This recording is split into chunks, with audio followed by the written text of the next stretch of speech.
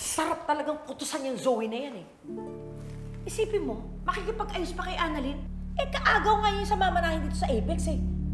Pero aminin naman natin, madam, di ba? Eh, wala naman talagang kaagaw si Annalyn dito. Kasi, syempre, siya naman talaga yung legit na anak ni Doc RJ. Samantalang ito si Zoe, matagal na nang alam na pekintanyag siya. Ay, pero sino ba talagang tatay niya, ma'am? Sino bang nakajonti sa inyo nun? That is none of your business. Ano ba punto mo, ha? Ang point ko lang naman kasi, ma'am, ibig ko lang ba sabihin, si Zoe, alam niya na hindi siya anak ni Doc RJ. Eh kung magkakabigayan ng mana, sa tingin niyo ba, kukuha siya kahit alam niyang wala siyang karapatan? Di ba? You keep your mouth shut.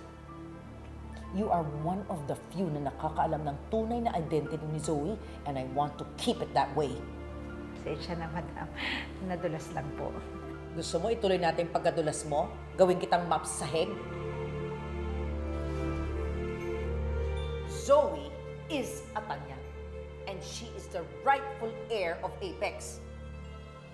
Kaya nga dapat ayusin ko na yung paglipat ng shares ko kay Zoe. Ha? Agad-agad, ma'am? Bakit? May taning na ba ang buhay mo? Gusto mo taningan ko yung buhay mo? Eh, Carlos is still on the loose. Alam mo naman may saltik yung ulo nun eh. For now, si RJ at si Lynette ang victim niya. Eh, paano kapag naging ako? Kailangan mag-ingat ako. Kailangan mailipat ko na ang mga shares kay Zoe sa lalong madaling panahon. Tama. Hindi tanyag si Zoe.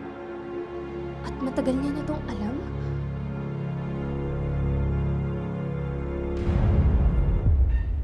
Ibibigay mo kay Zoe yung shares mo? Eh kung tutuusin, illegal nga yung pagkuha mo dun. Were you listening there the whole time? No. I just heard na itatransfer mo kay Zoe yung shares mo from Apex. Kahit legally, you don't have the right to do that. Teka, nag-usap ba kayong dalawa ni Olga na pagtulungan akong asarin, ha? Ma'am, ano bang nag-uusap? Dapat ko kakausapin yan. Hindi nga kami close niyan.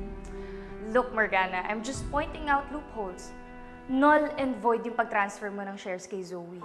Kasi hindi naman talaga ikaw si Morgana. Tanggap na ng lahat na ako si Morgana. And I have documents to prove it. Unless, lumitaw bigla yung totoong Morgana. Nasa ibang bansa ang kapatid ko. At hindi yun uuwi ng Pilipinas. So my secret is safe. Unless may matabilang dila na gusto akong isumbong. Gusto mo ba ako isumbong, Justine?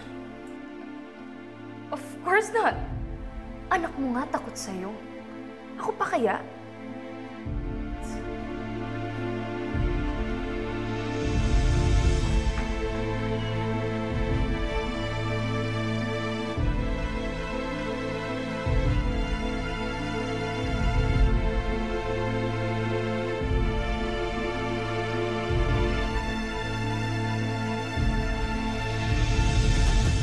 Kailangan malaman ni Dad na hindi totoong tanyag si Zoe.